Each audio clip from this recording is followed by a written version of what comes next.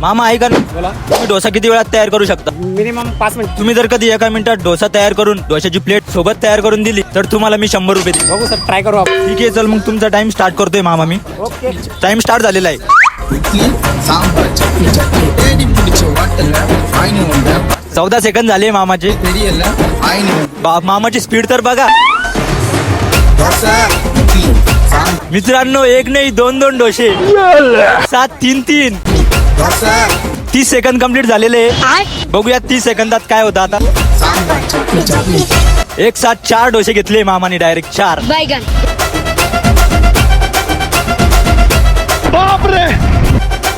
मामाची स्पीड तर बघा.